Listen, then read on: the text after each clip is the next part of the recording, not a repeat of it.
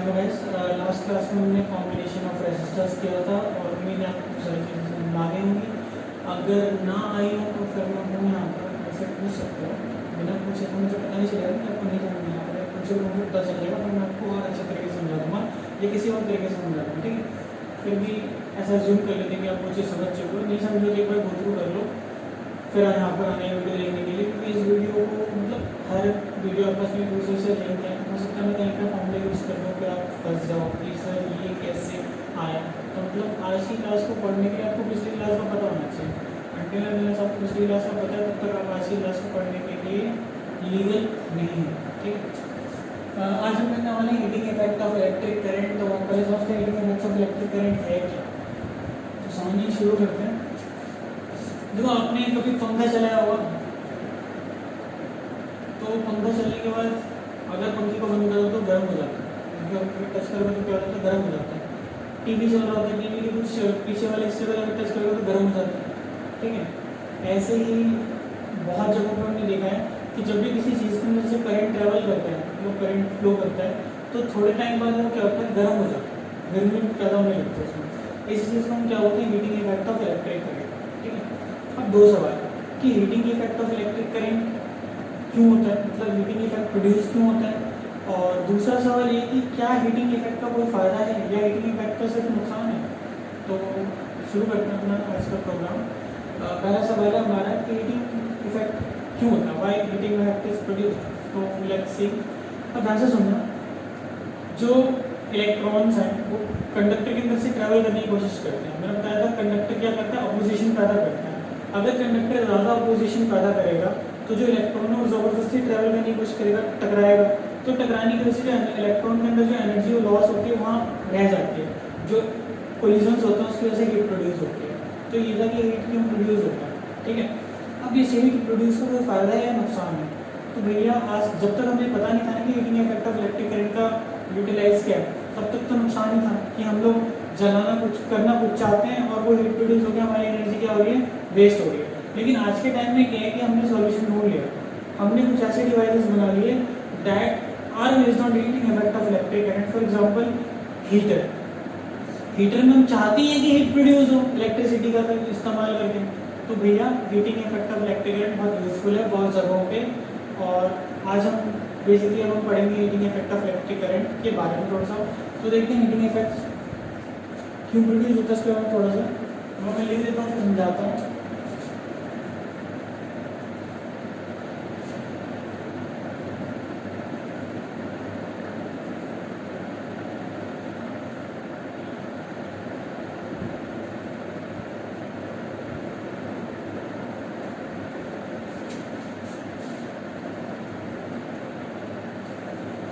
Whenever electric current passes through purely resistive circuit,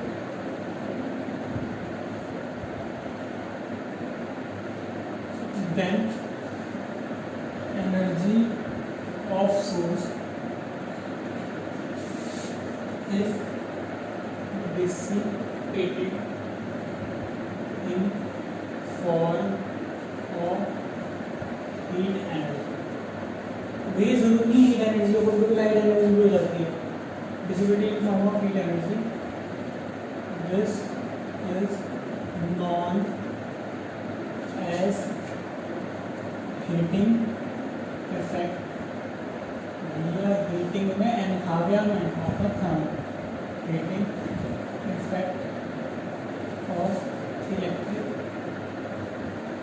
current.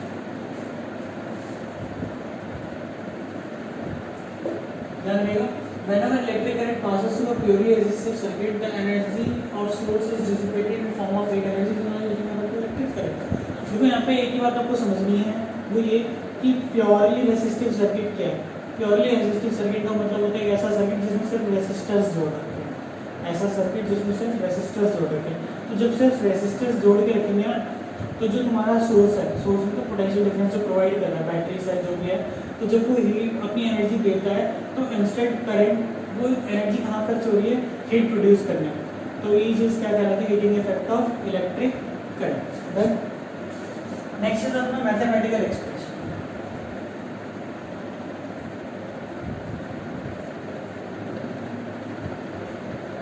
कि कितना heat produce होगा ये बताने में, तो कितना हीट प्रोड्यूस होगा बताने के लिए हमारे पास क्या है, मैथमेटिकल एक्सप्रेशन। ठीक है,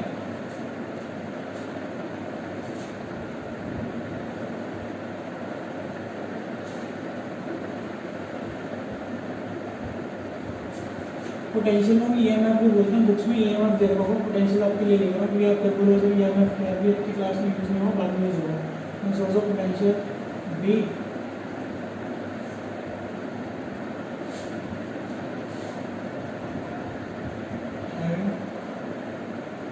रेसिस्टिव सर्किट, रेसिस्टेंस आर इसको मेरी खराब है। Source of potential be having resistive circuit और resistance are carrying current I. ठीक है, अब कुछ बातें कि चार्ज क्यू यू ये सब आपको पता ही है। अब यहाँ से इतना वी का फॉर्मूला क्या था, डब्ल्यू बाई क्यू। वी का फॉर्मूला क्या था, डब्ल्यू बाई क्यू। यहाँ पे वी के इलेक्ट्रिक पोटेंशियल वर्ग का फॉर्म में चार्ज, यहाँ से डब्ल्यू कितना हो जाएगा तुम्हारा, वी इंटू में क्यू। ये सब चीज़ें लिख देना, वी डब्ल्यू क्यू सब क्या है। ठीक है, अब आई का फॉर्मूला क्या होता है आपके पास, क्यू बाई टी। यहाँ से क्यू कितना हो जाएगा, आई इंटू में टी। यहाँ से क्यू कितना हो गया, आई इंटू में टी। यहाँ से डब्ल्यू कितना हो गया, वी था तो वी क्यू, और क्यू का क्या है, आई टी। तो इसी डब्ल्यू को हम क्या बोलते हैं, हीट। तो हीट तुम्हारा कितना हो गया, वी आई टी। और यही एच का मतलब क्या है, हीट प्रोड्यूस। याद रहेगा, भर के तुम्हारे हीट की फॉर्म होता है, हीट प्रोड्यूस का ये फॉर्म हो गया वी आई टी। अब कुछ बातें जो आपको बतानी चाहिए, वी का फॉर्मूला क्या तुम्हारा, आर आई। यहाँ हम हीट निकाल सकते हैं क्या, आर आई इंटू में आई टी। यहाँ से क्या हो गया, I square R T. Heat का एक नया फॉर्मूला क्या बेटा, आई स्क्वायर आर टी। एक फॉर्मूला गया वी आई टी और एक फॉर्मूला गया आई स्क्वायर आर टी। अब यहाँ पे यहाँ से हम आई निकाल सकते हैं, यहाँ पर मैं इससे आई, ठीक है, यहाँ पे आई निकाल सकते हैं। आई कितना हो जाएगा तुम्हारा, वी बाई आर। तो यहाँ से हीट का नया फॉर्मूला हो जाएगा ना, वी इंटू आई। आई का फॉर्मूला कितना है, V by R, V by R into में टी। कितना होगा, V square by R into में टी। तो हीट प्रोड्यूस का एक नया फॉर्मूला आ गया आपका क्या, V square by R into में टी। डन। तो ये तीन एक्सप्रेशन आ गए। First expression is called general formula. ये जो तुम्हारा इसको हम कहाँ यूज करते हैं, सीरीज कॉम्बिनेशन में, और इसको हम कहाँ यूज करते हैं, पैरेलल कॉम्बिनेशन में। डालेगा पैरेलल कॉम्बिनेशन, सही है। तो ये जनरल फॉर्मूला है, सीरीज कॉम्बिनेशन है, पैरेलल कॉम्बिनेशन है। और एक बार इसको बहुत जल्दी याद नोट डाउन करो, फिर हम आगे बढ़ते हैं heating effect of electric current के आगे।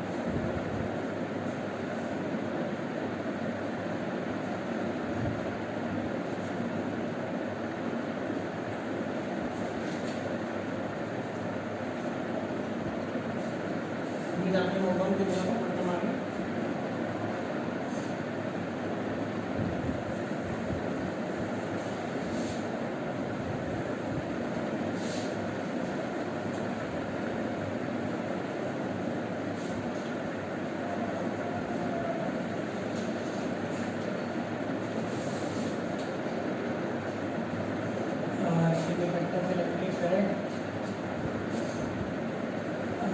छोटा सा टॉपिक है अपना, जूल्स लॉ ऑफ हीटिंग।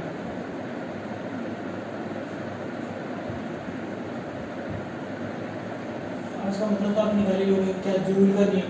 कोई ऐसा नियम जूल ने दिया था जो किसके लिए एप्लीकेबल है, हीटिंग के लिए एप्लीकेबल है। That is called joules law of heating. और फिर अगर हम डिस्कस करना शुरू करें what is joules law of heating, तो ऐसा समझ लो, अगर हमने हीट का फॉर्मूला निकाला था ना, हीट का फॉर्मूला क्या था, आई स्क्वायर आर टी। ये आया, ये चीज जूल्स लॉ ऑफ हीटिंग है। ये चीज क्या है, जूल्स लॉ ऑफ हीटिंग है।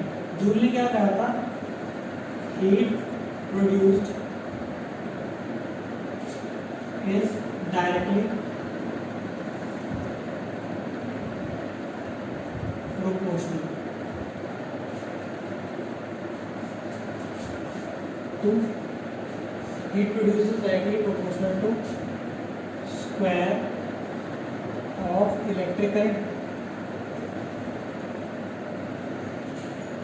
रेसिस्टेंस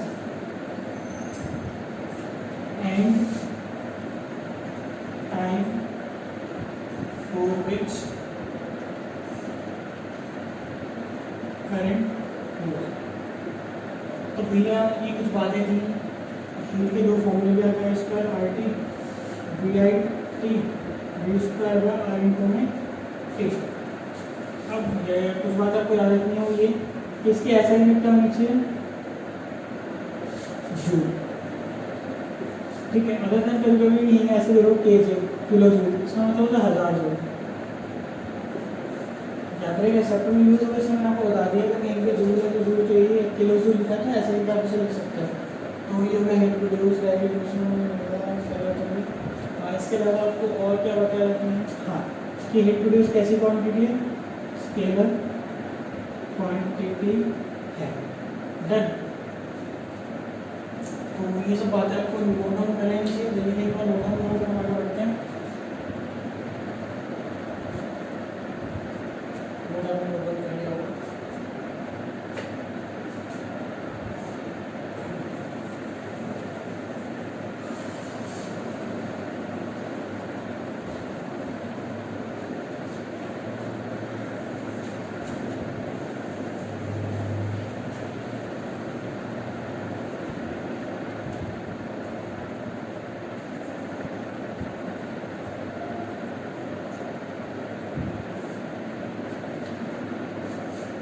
नेक्स्ट टॉपिक हमारा इलेक्ट्रिक पावर।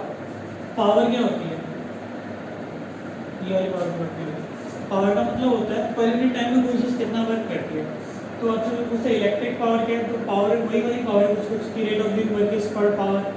थोड़ा सा मसाला मार देना, rate of doing electrical work is पर पावर, कुछ अलग तो नहीं है बट स्टिल भाई सर हम इलेक्ट्रिसिटी पढ़ रहे हैं, ये भी वो पावर वो भी वो पावर सब पावर। तो भैया क्या करें, कुछ मत करो, थोड़ा सा मसाला मार दो, मतलब क्या ना टॉपिंग्स करते हैं थोड़ा सा, मतलब अच्छा बनाने के लिए, अट्रैक्टिव बनाने के लिए बोल दो थोड़ा सा क्या कि rate of doing electrical work is called power. याद रहे आपसे पूछा पावर क्या है, rate of doing electrical work is called power. तो पावर का फॉर्मूला क्या होता है, वर्क अपॉन टाइम, यहाँ पे क्या होता है हीट अपॉन टाइम लिख सकते हैं। और हीट का फॉर्मूला क्या था, V I T by T, तो कितना आ गया वी आई। दूसरा V square by R into में टी, कितना आ गया बाई टी था तो फिर टी से टी कट गया, क्या बचा वी स्क्वायर बाय आर। और एक फॉर्मूला क्या था I square R T by T, फिर कट गया कितना गया आई स्क्वायर आर। फिर वही this is known to be general formula, इसको हम कहाँ यूज करते हैं, पैरेलल कॉम्बिनेशन में। कहाँ यूज करते हैं, सीरीज कॉम्बिनेशन। तो पावर पावर पावर क्या कुछ बातें, क्या कैसी क्वांटिटी है, स्केलर क्वांटिटी। ऐसा ही क्या होती है इसकी, वॉट। तो 1 वॉट को भी क्या देगा 1 जूल पर सेकेंड। बेटा इसकी जो डेफिनेशन है वो खुद से लिख लेना, और नहीं लिखा हो तो क्लास 9 की बुक में लिख लेना, मैं आपको बता दूँगा। अगर आपके पहले तो से पूछूंगा कि एग्जाम में नहीं पूछेगा, 9 में आती है और वॉट को डिफाइन करें। देन अब कभी कभी नहीं एग्जाम में लिखा हुआ है किलो वॉट, भैया किलो वॉट का मतलब क्या होता है 1000 वॉट। तो ये थी तुम्हारी सारी बातें इसके बारे में, पावर के बारे में। इतनी सी बातें हैं बेसिकली, आपको पावर की डेफिनेशन है, पावर के फॉर्मूले याद होने चाहिए। इसके अलावा कुछ याद है तो ठीक है, नहीं आता तो भी ठीक है, कोई दिक्कत वाली बात है नहीं। तो एक बार उसको नोट डाउन करो, फिर हम एप्लीकेशन करते हैं इसके heating effect of electric current. उस चीज़ें नोट डाउन करो तो बढ़ता ना।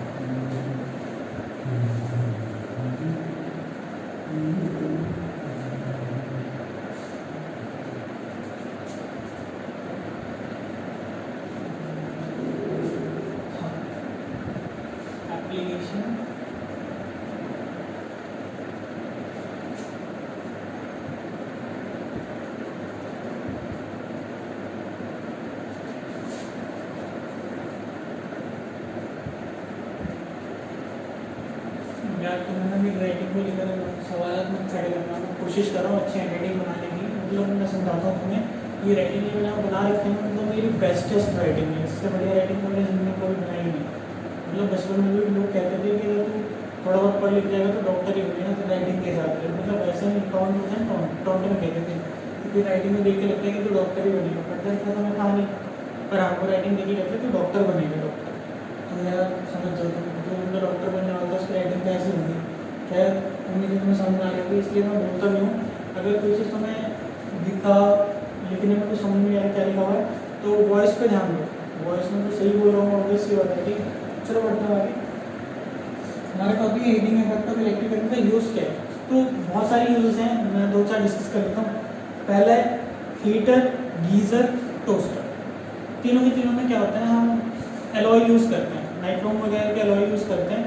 तो उस एलॉय से जब हीट प्रोड्यूस होती है तो बहुत ज़्यादा जब उस एलॉय से जब करंट ट्रेवल करता है तो उसके हाई रेजिस्टेंस की वजह से बहुत ज़्यादा हीट प्रोड्यूस होता है।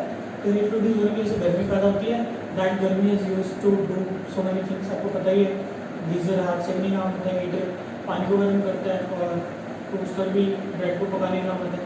तो हीटर, गीज़र, टोस्टर जितने भी डिवाइसेस हैं उन सभी में हम क्या करते हैं, heating effect of electric current का इस्तेमाल करते हैं, ठीक है। इन सब के अलावा एक चीज़ है फ्यूज़। फ्यूज़ बहुत इंपॉर्टेंट होता है। फिलहाल फ्यूज़ के बारे में पढ़ेंगे और फिलहाल तो पढ़ेंगे ही पढ़ेंगे। नेक्स्ट चैप्टर यानी magnetic effect of electric current में भी फ्यूज़ के बारे में डिस्कस करेंगे थोड़ा बहुत। या यूँ समझ लो थोड़ा बहुत यहाँ डिस्कस करेंगे, बहुत बहुत वहाँ डिस्कस करेंगे, थोड़ा बहुत यहाँ बहुत बहुत वहाँ। तो फिलहाल बात करते हैं कि फ्यूज़ क्या होता है। देखो फ्यूज़ एक तरह का सेफ्टी डिवाइस है। तो भैया ये सेफ्टी डिवाइस कैसे है और क्यों है। देखो क्यों है का मतलब ये है कि हम अपने घर में ना बहुत महंगी महंगी चीज़ें लगाते हैं। मतलब बहुत लोगों के पास बहुत पैसा होता है, तुम्हारे पास भी होगा। तो हम लोग क्या है अपनी शॉप के लिए या अपनी ज़रूरत के लिए बहुत सारी चीज़ें लगाते हैं, जैसे cooler, fridge, AC and so on. तो ये जो चीज़ें होती है बहुत महंगी होती है। अब मान लो कभी इनकी रेटिंग होती है तो इस रेटिंग पे काम करते हैं। जैसे कोई डिवाइस है जिसकी करंट रेटिंग है 2 एम्पीयर। अगर करंट 2 एम्पीयर से बहुत ज़्यादा आ गया, मतलब थोड़ा बहुत आ गया तो सह लेगा। मान लो 4-5 एम्पीयर करंट आ गया तो होगा क्या, हीट प्रोड्यूस होगी, वो बर्न हो जाएगा, जल जाएगा, उसकी कॉइलिंग खराब हो जाएगी। तो अल्टीमेटली डिवाइस क्या होगा, खराब हो गई और बहुत नुकसान भी होगा, या पैसों का नुकसान तो होगा ही होगा। अगर ज़्यादा आग वाग लगी घर भर भी जल सकता है, तो लाइफ का भी नुकसान हो सकता है, मतलब कोई जख्मी हो सकता है। तो इन सब से बचने के लिए हम सेफ्टी डिवाइस फ्यूज़ का इस्तेमाल करते हैं। फ्यूज़ है क्या, कैसा होता है। देखो हर फ्यूज़ के अंदर एक पर्टिकुलर रेटिंग की टॉलरेंस होती है। मतलब अगर किसी फ्यूज़ की रेटिंग 2 एम्पीयर है मतलब वो 2 एम्पीयर से ज़्यादा का करंट सह नहीं पाएगा, 2 एम्पीयर से ज़्यादा करंट सह नहीं पाएगा। अब फ्यूज़ के अंदर बेसिकली एक वायर भी होती है, जैसे कॉपर की वायर दे दी मान लो, तो करंट आता है। जब करंट डिजायर्ड से ज़्यादा हो जाता है, मतलब जितना करंट चाहिए था उससे ज़्यादा करंट आता है, तो हीट प्रोड्यूस होगा। हीट प्रोड्यूस होने की वजह से क्या है, जो कॉपर की वायर है वो मेल्ट हो जाएगी। हीट प्रोड्यूस होने की वजह से क्या है, जो कॉपर की वायर है वो क्या हो जाएगी, मेल्ट हो जाएगी। मेल्ट होते ही फ्यूज़ बंद हो गया। अब फ्यूज़ को हमेशा हम जो वायर करंट लेके आ रही होती है ना उसको बोलते हैं लाइव वायर। लाइव वायर के साथ सीरीज में कनेक्ट करते हैं, वो भी घर के स्टार्टिंग में इसे कनेक्ट कर देता है। तो वो जो करंट आया ना तो उसने क्या करा, उस चीज़ को मेल्ट कर दिया। मेल्ट करने की वजह से क्या हुआ, अब करंट आगे ट्रेवल नहीं कर पाएगा। अब करंट आगे ट्रेवल नहीं कर पाएगा, सर्किट ब्रेक हो गया, there will be no current. अब नो करंट का मतलब सर्किट ब्रेक हो गया, सारी चीज़ें बंद हो जाएंगी। तो आपको लगेगा कि भाई नुकसान हुआ। एक्चुअली नुकसान नहीं हुआ, वो फ्यूज़ तुम्हारा 2-3 रुपये का आएगा, उसने अपनी जान गंवा दी, मतलब शहीद हो गया। लेकिन उसने क्या करा, तुम्हारे घर के बाकी सारे अप्लायंसेस को बचा लिया। आपके घर की जितनी भी अप्लायंसेस हैं दे आर सेफ। अब अल्टीमेटली हुआ क्या, हम जाके पता करेंगे कहाँ से फ्यूज़ हो गया, उस फ्यूज़ को निकाल लेंगे, नया फ्यूज़ डाल देंगे, सर्किट अगेन वर्क करेगा। नेक्स्ट पॉइंट ये कि हमारे घर में भी 2 रेटिंग की सर्किट आती है। जैसे आपने नोटिस भी करा होगा, घर में एक ऊंचाई पे सॉकेट चल रहा होता है, छाती के हाइट वाला, ठीक है। जैसे अभी कैमरे को क्या घुमा के दिखाऊं, एक ऊंचाई होता है, एक नीचे होता है। तो जो हैवी अप्लायंस होते हैं वो नीचे होता है, उनकी रेटिंग शायद 5 एम्पीयर की होती है, और जो ऊपर है उसकी 2 एम्पीयर की रेटिंग होती है। मुझे एक्जैक्टली याद नहीं है, शायद यही होता है।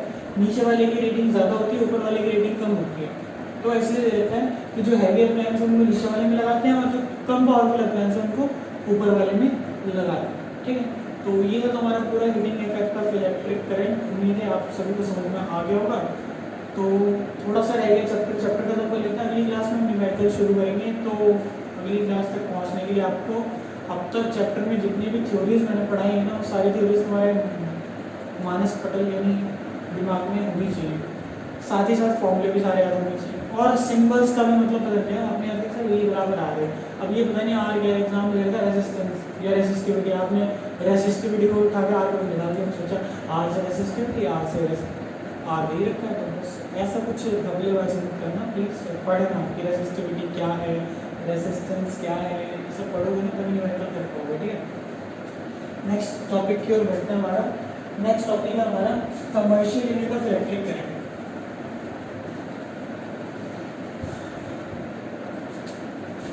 Commercial unit of electric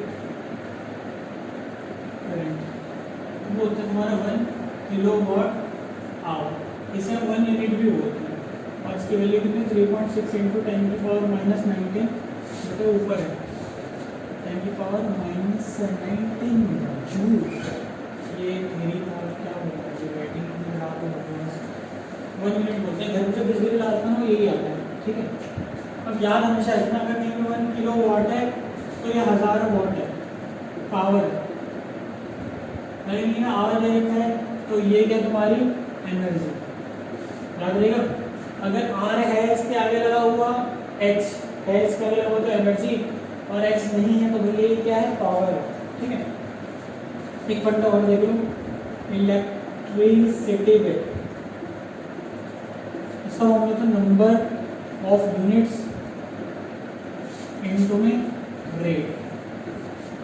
number of units को हम बोल सकते हैं एनर्जी कंज्यूम इनटू रेट। पर एनर्जी कंज्यूम भी किसमें होना चाहिए, हमारा किलो वॉट आवर में, तभी बात बनेगी, वरना बात नहीं बनेगी। तो ये तुम्हारा पूरा चैप्टर था। पूरे चैप्टर के एक बार फॉर्मूला के लिए रिपीट कर लेता हूँ। तो अगली क्लास में मुझे फॉर्मूला नहीं उठाना पड़ेगा, डायरेक्ट हम लोग न्यूमेरिकल पे टूट पड़ेंगे। तो एक बार जल्दी जल्दी देख लो आगे से। और मैं इन सब में मतलब नहीं बताऊँगा, क्योंकि पूरी चैप्टर को अगर आपने पढ़ा था आपको मतलब पता होना चाहिए। तो एक बार देखते हैं जल्दी। आई का मामला क्या था, Q/T। Q का मामला क्या था, N। V का मामला क्या था, R। V का मामला क्या था, W/Q। डन।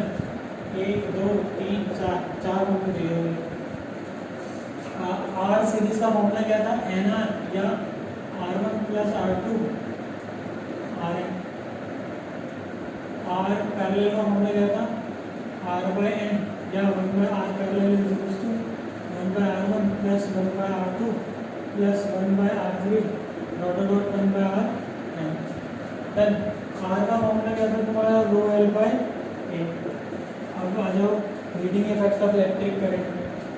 तो heating effect of electric current के फॉर्मूले में आया था heat is I²RT, heat V²/R×T, heat is VIT। और अगर मैं पावर पे हूँ तो पावर तुम्हारा V²/R, पावर तुम्हारा VI, पावर तुम्हारा I²R। इन सभी के बाद आ जाओ तो लास्ट फॉर्मूला क्या था, इलेक्ट्रिसिटी बिल। इलेक्ट्रिसिटी बिल का फॉर्मूला में बताया था number of units into rate. अभी ये तुम्हारा बहुत सा ऐसा चैप्टर है जो खत्म हो चुका थ्योरी के मामले में। तो आपको करना क्या है, आपको पता ही नहीं क्या करना, ठीक है।